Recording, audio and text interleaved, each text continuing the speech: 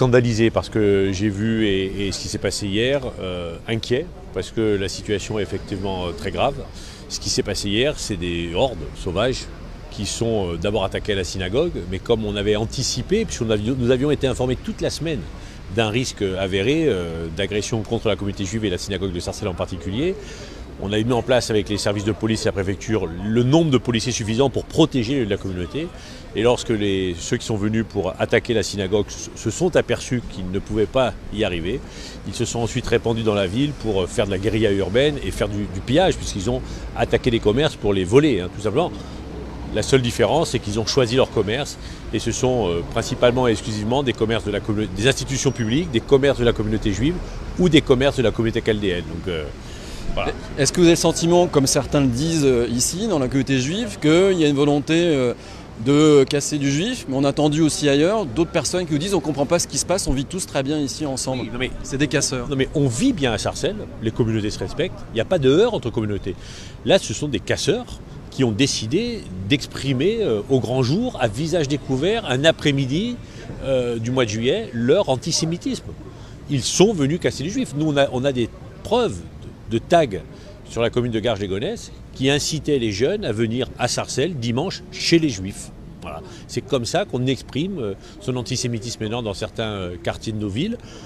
C'est bien entendu pas toutes les communautés qui sont concernées, puisque les choses se passent bien globalement. Vous voyez que les gens ont repris une vie normale et on fait en sorte qu'ils reprennent une vie normale, car il ne faut surtout pas céder à ces provocations.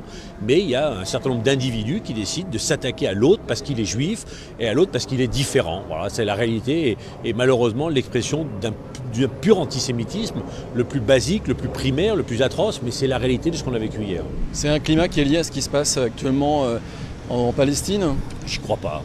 Je pense que le conflit israélo-palestinien est une excuse. Tous les prétextes sont bons.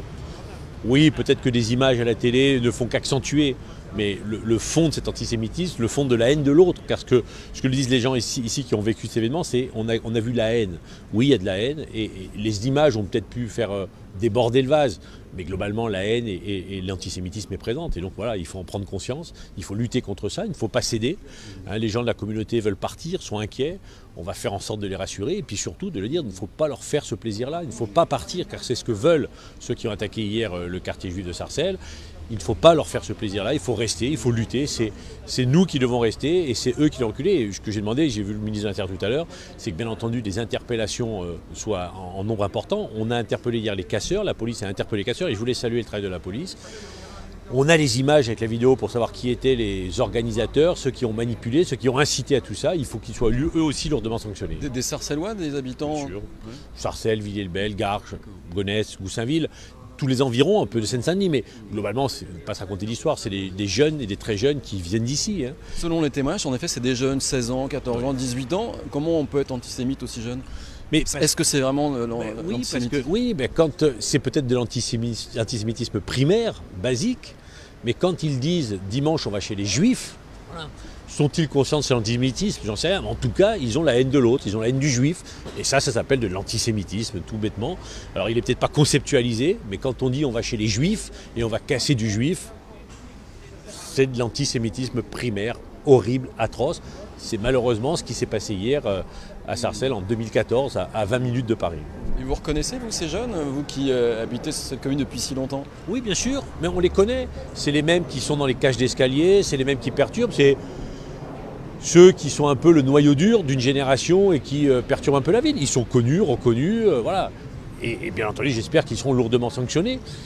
C'est la première fois qu'ils basculent dans une telle haine, un tel antisémitisme. Donc on sent qu'il y a une tension particulière. Après, je le répète, ces jeunes-là sont aussi manipulés parce que moi j'en veux particulièrement à ceux qui ont organisé cette manifestation. Ils savaient ce qu'ils faisaient. Ils savaient que les jeunes étaient sous tension.